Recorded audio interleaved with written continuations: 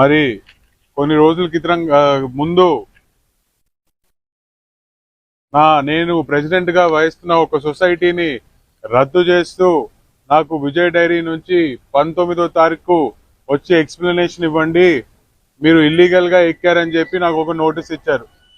మరి ఈరోజు 19వ తారీఖు ఆ నోటీసుని పట్టుకొని ఈరోజు నేను వచ్చా.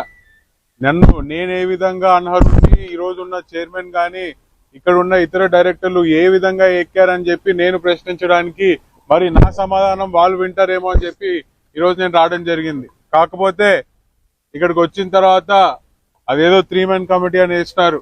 ఆ 3 మెన్ కమిటీలో ఒక్కటి రాలేదు అని ఒక రూమ్ లో కూర్చోబెట్టి ఓ 10 నిమిషాలు ఉండి మళ్ళీ వాయిదా వేస్తున్నట్టు నోటీస్ ఇచ్చి పంపిస్తున్నారు. ఇంకా ఇంత భయపడి నేను ఏం మాట్లాడుతున్నానో వినడానికి కూడా, మీరు నాతో మాట్లాడడానికి కూడా భయపడుతున్నప్పుడు మరి నాకు ఈ నోటీస్ ఇవ్వడం ఎందుకు, నా టైం వేస్ట్ చేయడం ఎందుకు? మరి నేను నా నోటీస్ ప్రకారంగా నేను వస్తే కనీసం మాట్లాడడానికి కూడా ముందర రాకపోతే ఇంకా వీళ్ళు దేనికి ఈ నోటీసులు హడావిడి చేస్తానని చెప్పి కూడా నేను సూటిగా ప్రశ్నిస్తున్నాను. ఈరోజు మీకు ధైర్యం లేదు, ముందరకు వచ్చి మేము అడిగే ప్రశ్నల్ని ఎదుర్కోవడానికి ధైర్యం లేదు మీకు. మీరు చూసుకుంటే ఈరోజు ఎన్నో రకాలుగా, ఈరోజు ఒక్క రైతులనే కాదు, డైరీ ఎంప్లాయీస్ మీరు చూసుకుంటే ఈరోజు ధర్నా చేస్తున్నారు. ఈరోజు 50 ఏళ్ళు ముందు నుంచి పనిచేస్తున్న వాళ్ళకి 20,000 జీతం, అదే క్వాలిఫికేషన్ అదే చదువుతో మొన్న జాయిన్ అవుతే అబ్బా చైర్మన్ నువ్వు గ్రేట్ అన్నా చైర్మన్ అన్నా అది ఇది అని వాడికి కొంచెం పొగిడితే చాలు, వాడికి 40,000 జీతం. కానీ ఏళ్ళ తడబడి విజయ్ డైరీనే నమ్ముకొని పనిచేస్తున్న ఎంతో మంది కార్మికులు ఇప్పటికీ బయట ధర్నా చేస్తున్నారు. వాళ్ళని పట్టించుకునే నాదుడు కూడా మరి ఈ విజయ్ డైరీలో నాకు కనిపించట్లేదు. మరి మీరు చూసుకుంటే కార్మికుల్ని కాకుండా రైతుల్ని, ఎన్నో రైతులు ఈరోజు ఎంతో మంది సొసైటీలు కేవలం తెలుగుదేశం పార్టీని నమ్ముకొని ఉన్నారని ఈరోజు ఏకంగా సొసైటీలే రద్దు చేశారు. మీకు కోపం ఉంటే ప్రెసిడెంట్లను ఏమైనా చేసుకోండి, నేను గతంలో కూడా ప్రశ్న ఇచ్చిన, కోపం ఉంటే ప్రెసిడెంట్ల మీద తీర్చుకోండి, ఆ రైతుల మీద తీర్చుకుంటే మీకేం ఆనందం వస్తుందో నాకు ఇప్పటికి కూడా అర్థం కావట్లేదు. అంటే ఒక నియంత్రణ పాలన ఈరోజు, ఒక మ్యాక్స్ యాక్ట్ అని చెప్పి అడ్డు పెట్టుకొని ఈరోజు ఒక నియంత్రణ పాలన ఈరోజు ఇక్కడ సాగిస్తున్నారు. ఇది వీళ్ళ అబ్బ సొత్తుతో పెట్టిన డైరీ కాదు, రైతుల డబ్బులతో నడుస్తున్న ఒక డైరీ. మరి రైతులకే జవాబుదారి వీళ్ళు చెప్పలేకపోతే మరి ఒక బోర్డే అన్ఫిట్ అని చెప్పి కూడా నేను తెలియజేస్తున్నాను.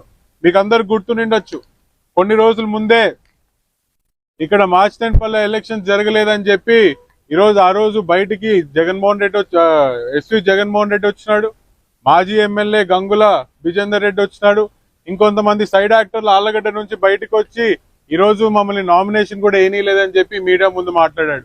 మరి ఇదే ఎస్వి జగన్ మళ్ళీ నామినేషన్ వేసాను, ఇదిగో నాది యాక్సెప్ట్ అయిందని చెప్పి నోటీస్ బోర్డులో తగిలిస్తాడు. అంటే ఇక్కడ మ్యాక్స్ సొసైటీకి సంబంధించిన ఒక రూల్స్ ని పాటించట్లేదు ఎవడు. కనీసం అంటే హ్యూమనిటీ గ్రౌండ్స్ కింద కూడా చూడకుండా మహిళా డైరెక్టర్స్ ని కూడా ఈరోజు సస్పెండ్ చేయడం జరుగుతుంది. మరి ఆ రోజే ఒక ఛాలెంజ్ ఇస్తున్నాడు మాకు, నేను గనక గవర్నమెంట్ ప్రాపర్టీస్ ని ఎక్కడైనా మార్చినంటే, లేకపోతే గవర్నమెంట్ సంబంధించిన ప్రాపర్టీస్ నేనేమన్నా కొట్టేయాలని చూస్తే నా యావత్ ఆస్తి రాసిస్తాను అన్నాడు. ఆ రోజు ఛాలెంజ్ యాక్సెప్ట్ చేసినాం మేము.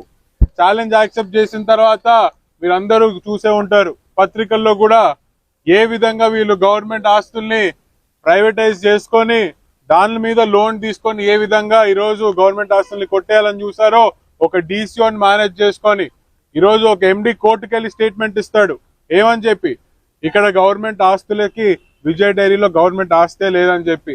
మరి ఈ ఆస్తి ఎక్కడి నుంచి వచ్చింది?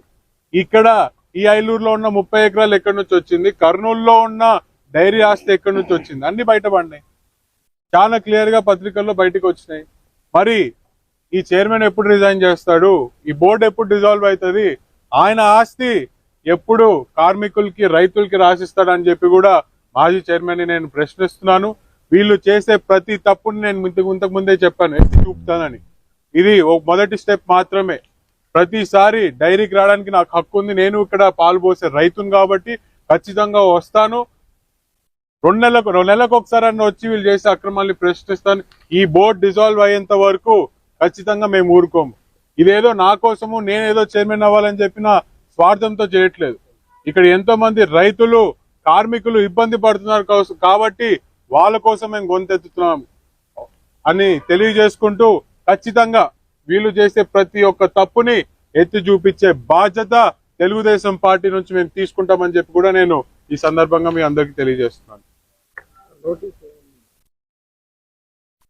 నాకు వీళ్ళు ఇచ్చిన నోటీసు నేను అక్రమంగా ఇల్లీగల్ గా నేను సొసైటీలో ఎక్కానని చెప్పారు.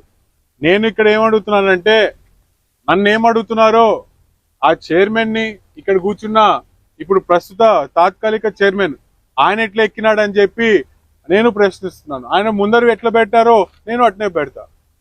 ఈరోజు వాళ్ళకు ఒక న్యాయం, మిగతా రైతులకు ఒక న్యాయం కాదు కదా.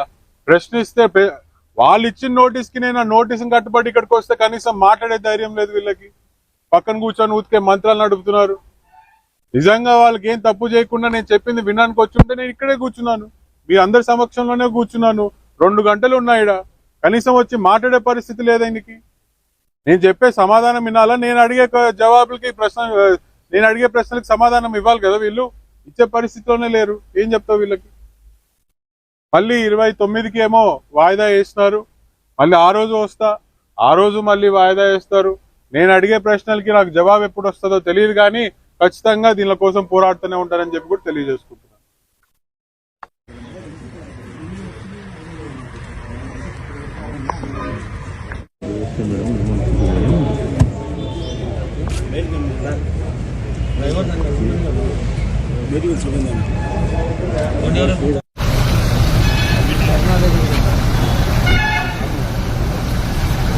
మీరు